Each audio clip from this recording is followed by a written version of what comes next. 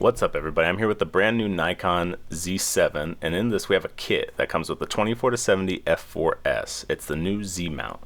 Now, starting off we have a cool little lock here that allows you to lock the lens while you're walking around or running so it doesn't creep on you. And the zoom is actually particularly smooth. It feels great to use. Now what I really want to show you is the sensor.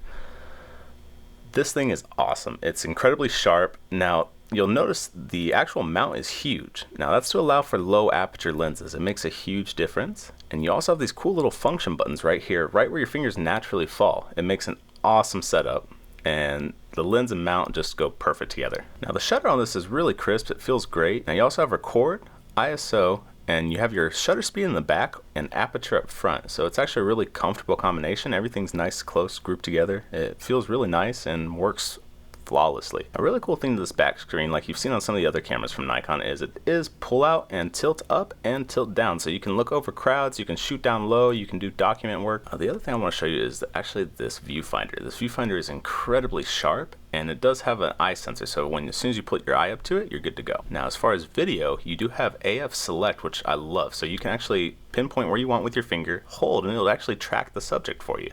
And it's also a touchscreen, so you can flip through menus really easy. It's just an awesome little combo to have. Next thing I want to show you, I want to go a little more in depth on this touchscreen. I absolutely love this thing. It feels like I'm using my phone, no lie. It feels amazing.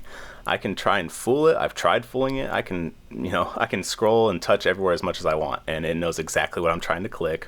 And I can try and fool it on the scroll, and it just keeps up perfect. I love it. Now moving up to the top, this thing has a nice little lock feature. So you have your manual, aperture, shutter, priority, and your P. Now if you notice, I can't turn it unless I push down on this lock, which personally I love. I hate accidentally, something hits my hip and it moves, or I accidentally slide my thumb and it moves. It works great. Now the next thing I want to talk about is the diopter right here.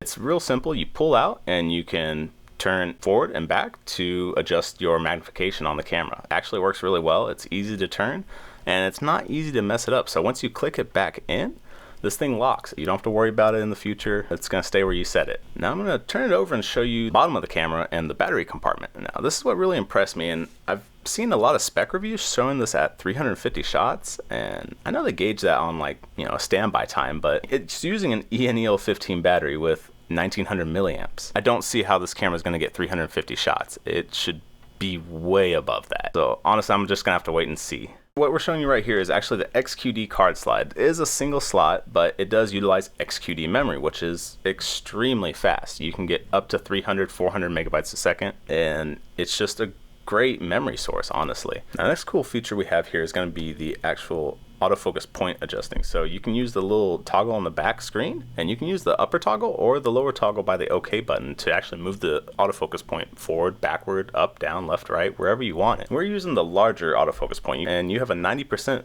viewfinder coverage, so you can go anywhere on that screen. Real quick, if we look at the back of this camera again, you're going to notice it looks very similar to a lot of the high-end cameras. You have your playback, your trash, display, and AF on. Now you also have all these toggles, your info button, and your menu, and your card slot is conveniently placed right here, and the edge they put on your thumb grip feels great. I personally love it. It makes opening that slot a lot easier, and it feels great when you're actually resting and shooting.